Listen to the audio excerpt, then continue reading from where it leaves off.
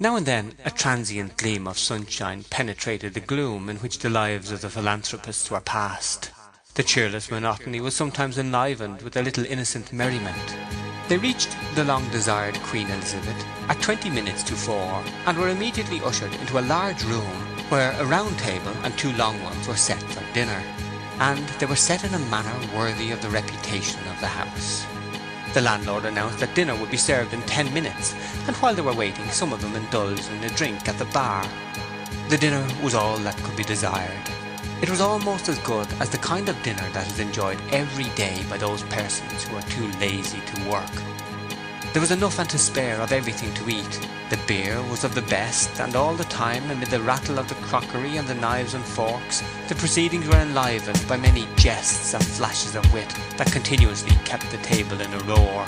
As soon as silence was obtained, Misery said that he believed that everyone there present would agree with him, that they should not let the occasion pass without drinking the health of their esteemed and respected employer, Mr. Rushton.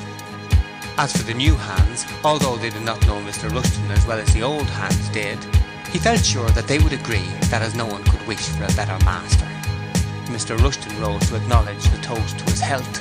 He said that he had now been in business for nearly 16 years, and this was, he believed, the 11th outing that he had had the pleasure of attending.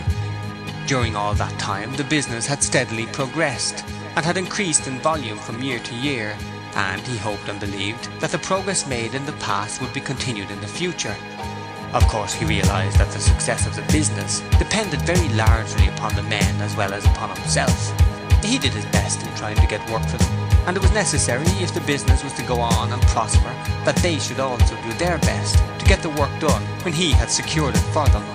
The masters could not do without the men, and the men could not live without the masters. It was a matter of division of labour. The men worked with their hands and the masters worked with their brains, and one was no use without the other. He hoped the good feeling which had hitherto existed between himself and his workmen would always continue, and he thanked them for the way in which they had responded to the toast of his health. It was quite evident that most of those hands did agree. When they left off, Grinder rose to reply on behalf of those included in the toast. He said that it gave him much pleasure to be there and to take part in such pleasant proceedings, and they were glad to think that they had been able to help to bring it about. It was very gratifying to see the good feeling that existed between Mr. Rushton and his workmen, which was as it should be, because masters and men were really fellow workers. The masters did the brain work, the men the hand work. They was both workers, and their interests was the same. He liked to see the men doing their best for their masters, and knowing that the master was doing his best for them, that he was not only a master, but a friend. That was what he, Grinder, liked to see, master and men pulling together, doing their best, and realising that their interest was identical. If only all masters and men would do this, they would find that everything would go on all right. There would be more work and less poverty. Let the men do their best for their masters, and the masters do the best for their men, and they would find that that was the true solution of the social problem, and not the silly nonsense that was talked about by people what went about with red flags. Most of those fellows were chaps who was too lazy to work for their living. They could take it from him that if ever the socialists got the upper hand, there would just be a few of the heartful dodgers who would get all the cream, and there would be nothing left but hard work for the rest. Loud cheers greeted the termination of his speech, but it was obvious from some of the men's faces that they resented Grinder's remarks.